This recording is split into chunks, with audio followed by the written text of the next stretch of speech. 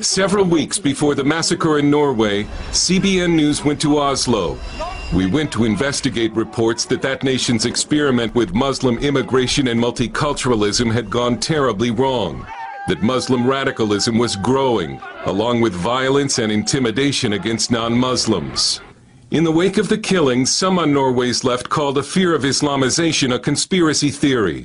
But the victims of Islam are real, and they are mostly Norway's women.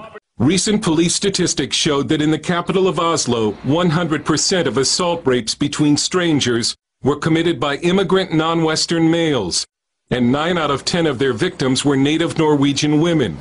Some blonde Norwegian women have reportedly begun dyeing their hair black, and many travel only in groups. Kristin Spitsnogel is a therapist who has counseled some of the rape victims, and she's been attacked in the Norwegian media for saying what many will not, that the rape problem is primarily Muslim men raping non-Muslim women, and any woman who does not dress modestly and wear the Muslim headscarf could be considered by some Muslim men as fair game. For them, I think the hijab is a symbolic marker which separates the submissive, proper Muslim women from what they see as the Norwegian horse. But when I say horse, I'm really just referring to their own words. This is what they told the journalists. Spitsnogel says Norway's left-wing establishment has been blaming the victims, because the whole notion that Islamic culture is dangerous to women is very politically incorrect here.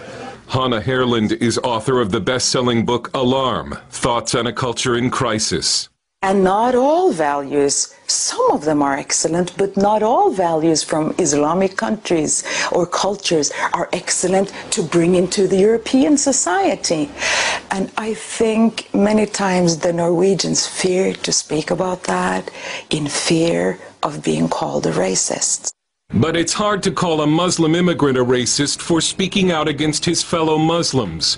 Walid al-Kubaisi is a respected Norwegian writer and a Muslim who came from Iraq.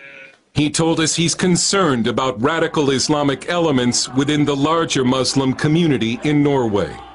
We have a problem. Nobody, all deny, nobody say that. We have a big problem, but this will give a bad result in the future.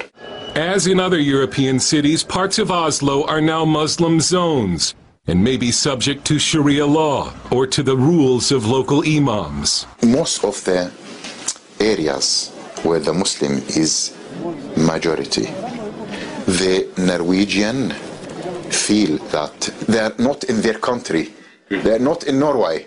When we interviewed Walid in June, no one had any idea that a crazed gunman would start killing people because of Muslim immigration. But al-Kubaisi made what now feels like a chilling prediction. You think there will be a backlash, a reaction against immigrants? Clash of civilization. It will happen. Civil war? We don't know. I am not a prophet, but something will happen. Something will happen. I don't know, but I feel it. Some on the left in Europe are trying to use the Oslo massacre to stifle criticism of Islam. But not talking about it won't make Norway's problems go away. Dale Hurd, CBN News, in Oslo, Norway.